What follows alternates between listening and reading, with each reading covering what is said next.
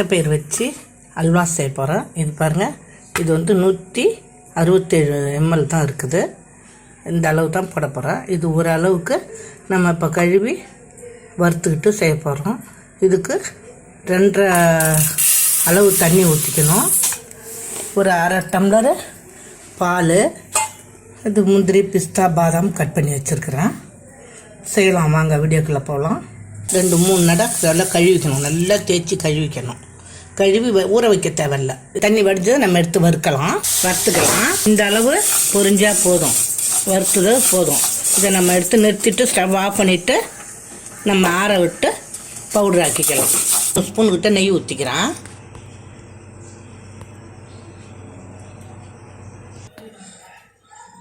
இந்த பாதாம் முந்திரி பிஸ்தாவை நம்ம வறுத்துக்கலாம். 1/2 ஸ்பூனு ரவா, 1/2 ஸ்பூன் கடலை மாவு எடுத்துருக்குறேன். இதை நம்ம கொட்டி வறுத்துக்கலாம். பாருங்கள், கொட்டி வறுத்துக்கலாம். இதில்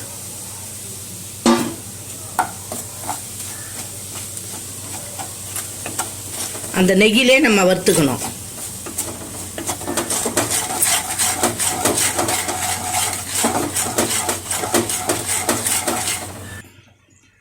வறுந்துட்டு இப்போ நான் அரைச்சி வச்ச இந்த பைத்தம்பருப்பு மாவை இதில் அப்படியே கொட்டி கிண்டிக்கிறேன். பாருங்க, நல்லா கிண்டி கொடுத்துக்கிட்டாச்சு. இப்போ நம்ம தண்ணியும் பாலும் ஊற்றிக்கலாம். அதாவது 2 கப்பு தண்ணி, 1 கப்பு பால். பாருங்கள், இப்போ 1 கப்பு பால் ஊற்றுறேன். நல்லா காய்ச்சி ஆற வச்சு வடிகட்டின பால். 1 கப்பு தண்ணி, 2வது கப்பு தண்ணியும் ஊற்றிடுறோம். 3 ஸ்பூனு நெய் ஊற்றிருக்கேன். இது நல்லா சுழட்டி நல்லா கிண்டி விடுவோம். பால், ரவா, கடல மாவு, இந்த பைத்த மாவுலாம் சேர்ந்தது நல்லா சூப்பராக இருக்கும் அல்வா.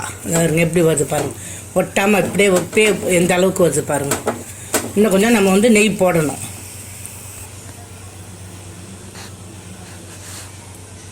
இன்னும் கொஞ்சம் நெய்.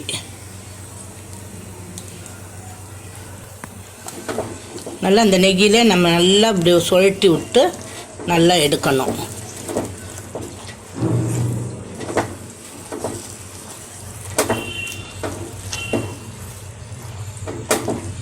எவ்வளோ நைஸாக வெந்து போச்சு பாருங்கள், எல்லாமே சேர்ந்தது. இந்த நம்ம மெஷர்மெண்ட்டை அளந்த கப்பாலே, இந்த கப்பாலே நான் 1.5 கப்புக்கு நாட்டு சர்க்கரை போடுறேன். அது பத்தலைன்னா நம்ம வந்து இன்னும் கொஞ்சம் அப்புறமா போட்டுக்கலாம்.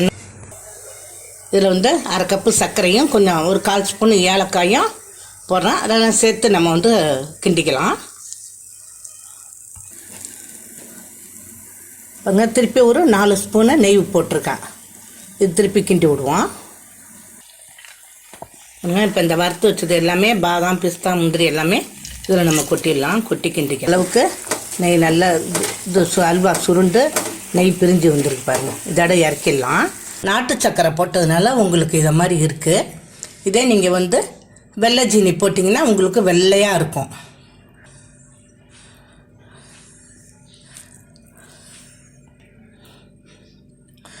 நீங்கள் வந்து 2 எது செஞ்சாலும் டேஸ்ட்டு வந்து ஒன்று தான். வெள்ளை சக்கரை போட்டாலும் சரி, நாட்டு சக்கரை போட்டாலும் சரி. ஆனால் இது கொஞ்சம் நல்லாயிருக்கும். நாட்டு சக்கரை, வெள்ளை சக்கரை விட நாட்டு சக்கரை நல்லாயிருக்கும். பைத்தம்பருப்பு அல்வா வந்து உடம்புக்கும் நல்லது, சூப்பராகவும் இருக்கும். இதேமாதிரி நீங்களும் செஞ்சு பசங்களுக்கும் கொடுங்க, நீங்களும் சாப்பிட்டு பாருங்கள். அப்படியே ஒரு கரண்டி அப்படியே எடுத்தோம்னா அப்படி வைக்கிற மாதிரி கரண்டியில் ஒட்டாமல்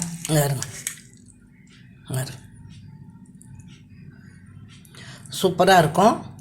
இதேமாரி நீங்களும் செஞ்சு சாப்பிட்டு பாருங்கள். சப்ஸ்கிரைப் பண்ணுங்கள், லைக் பண்ணுங்கள், ஷேர் பண்ணுங்கள்.